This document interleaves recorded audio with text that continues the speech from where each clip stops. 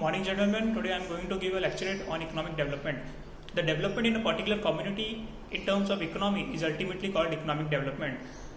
When I talk about community, different communities have different priorities. For a job seeking community, their foremost priority is to have a good job in a company with a decent pay scale, and having a good working environment, also getting a good number of allowances so that they can have a better living lifestyle.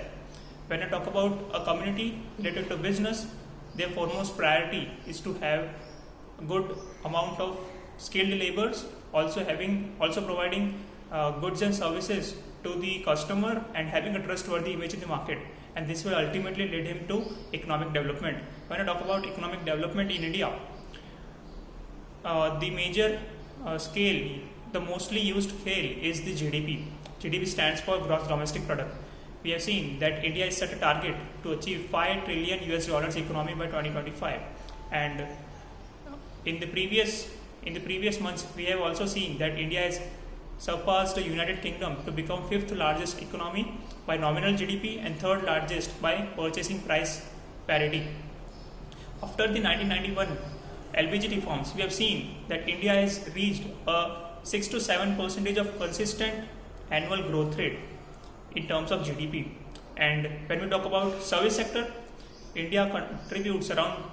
service sector in India contributes around 54%, which is around 96 lakh crores in the GDP in the year 2020-2021, and has an annual growth rate of around 8 to 9% annually.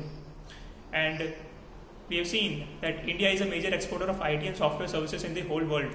And when we talk about the primary sector, India has a growth rate of around 8 to 9% annually. And when I talk about the secondary sector, India has a growth rate of around 11 to 12% annually. When I talk about the population, we have seen that India is the second largest population in the whole world after China.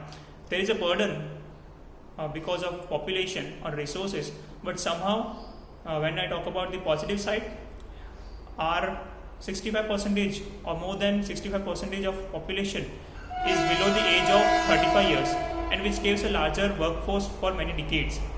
Also, we have seen that in renewable energy, India is also achieving its target and is trying to become a renewable energy source as well.